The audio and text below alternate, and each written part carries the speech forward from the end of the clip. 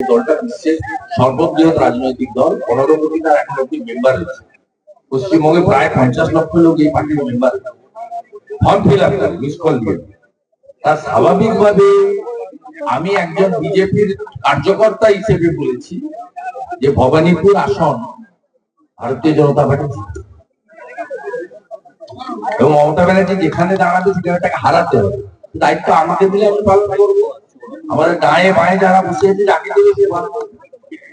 বিকাশ ভবন জানালো যাদবপুরে বিশ্ববিদ্যালয় নির্বাচন এখন হবে না, ছাত্র সংসদ নির্বাচন বিকাশ ভবন জানিয়ে দিয়েছে। কি বলবো? বিকাশ ভবন মানে তো কালীঘাট, এখানে তো একটাই পোস্ট, বাকি সব ল্যাম্প পোস্ট।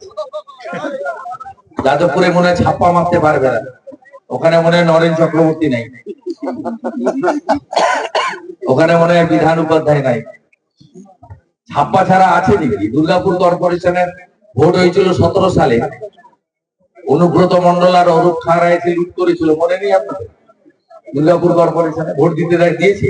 পঞ্চায়েত ভোট হয়, কর্পোরেশনে ভোট হয়, পৌরসভার ভোট হয়। ফ্যামিলি নিয়ে যান না ভোট দিতে? বলে হ্যাঁ জ্যাঠামশাই ভোট হয়ে গেছে, যান বাড়িতে যান, ছুটি কাটা। দাদা, শাসক দল বলছে যে কয়লা বালি নিয়ে ইডি সিবিআই আবার ইলেকশন আসছে, আবার নাচ হবে, এটা একটা নাটক হচ্ছে, এখনো কোনো রেজাল্ট পাওয়া যায়। কি রেজাল্ট পাওয়া যায়? শাসক দল বলছে কয়লা বালি নিয়ে ইডি সিবিআই যা হচ্ছে এটা কিছুই হয় না। আপনার এখানে জসিমউদ্দিন না কে বড় একটা ঠিকাদার আছে, তার সব অ্যাকাউন্ট আইটি ফ্রিজ করে রেখেছে, ওটা আছে আপনাদের কাছে? মলয় ঘটকের পিএ শঙ্কর, মলয় ঘটক কতবার ঘুরে এসেছে ওখান থেকে? আপনারা জানেন কেষ্ট 2 বছর জেল কেটেছে, কেষ্টর কোনো অ্যাকাউন্ট অপারেট হতে পারছে না, তার সব প্রপার্টি, তার সিকিউরিটি সব প্রপার্টি অ্যাটাচমেন্ট করেছে ইডি। ওরা খোঁজ রাখেন, ওরা বাইরে দেখাতে হয় ওদেরকে, নইলে যে কটা লোক এখন ঘুরে বেড়াচ্ছে সে কটা লোক কেউ পাবে না চাঙ্গা রাখাতে।